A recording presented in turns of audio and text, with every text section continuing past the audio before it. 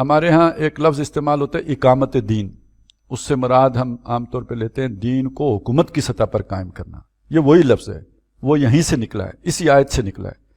اس پر پھر ایک اعتراض کیا جاتا ہے، وہ جیسے تعبیر کی غلطی کتاب لکھی علامہ وحید الدین خان صاحب نے، تو اس میں انہوں نے یہ اعتراض، جہاں اور اعتراضات ہیں تو یہ بھی ایک تعبیر ان کی عام طور پہ ہمارے روایتی حلقے سے بھی یہ اعتراض آتا ہے کہ یہ تو ایک بالکل نئی قسم کی تعبیر مولانا مودودی نے کر دی ہے اقامت دین کی۔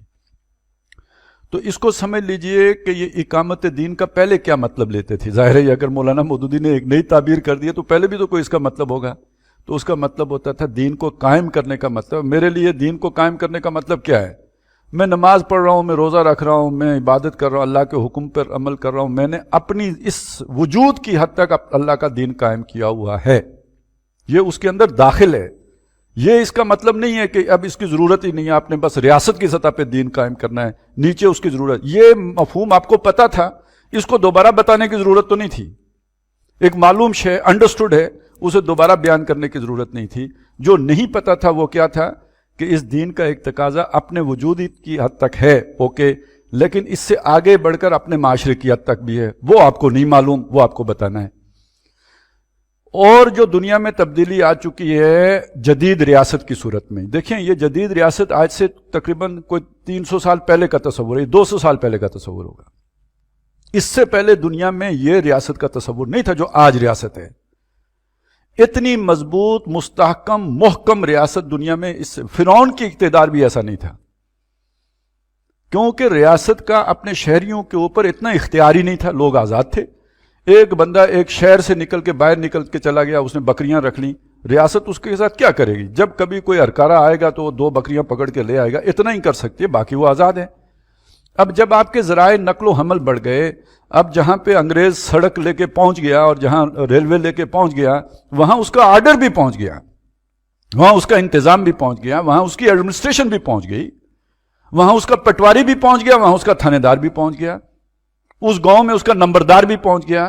آپ کی ساری زمینیں مارک ہو گئیں، ان کی نشاندہی ہو گئی، محکمہ مال کے پاس ان کا ریکارڈ آ گیا، اب آپ نے مالیے دینے ہیں۔ یہ جو تصور ہے ریاست کا، یہ تو پہلے کبھی بھی نہیں تھا بھائی۔ اب آپ ریاست کی مٹھی میں ہو۔ اس دور میں آ کے اس ریاست کی سطح پر بھی جب تک آپ دین کو قائم نہیں کرتے، آپ انفرادی طور پر بھی دین پر عمل پیرا نہیں ہو سکتے۔ یہ نئی بات تھی، ایک نئے جس مفکر نے آ کے آپ کے سامنے کھول کے رکھ دی، اس نے آپ کی پہلی بات کی نفی نہیں کی۔ تو اقامت دین جیسے عبادت کا لفظ ہے، عبادت کا لفظ پہلے بھی تھا، قرآن میں آیا ہوا تھا، اب بھی موجود ہے۔ پہلے لوگ اس کا مطلب کیا لیتے تھے؟ بھائی نماز پڑھ لی، روزہ رکھ لیا، یہ عبادت ہے۔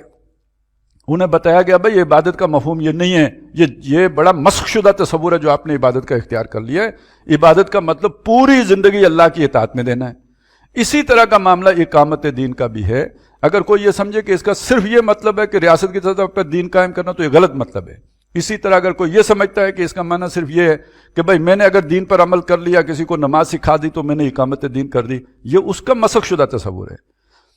اس کا کامل اور جامع تصور یہ ہے کہ انفرادی سے لے کر اجتماعی سطح تک زندگی کا کوئی گوشہ اللہ کی اس شریعت سے جو اس دین سے نکالی گئی ہے، جو آدم علیہ السلام سے لے کے محمد رسول اللہ تک چلا آیا ہے، اس میں سے جو قانون تمہارے لیے بنایا گیا ہے، تمہاری زندگی کا کوئی شعبہ اس قانون سے باہر نہ رہے، سب اس کے اندر آ جائے۔ ادخلوا فی السلم کافہ ہی اس کا مطلب ہے۔ یہ کامل عبادت یہ تبھی جا کے بنے گی، یہی اقامت دین ہے۔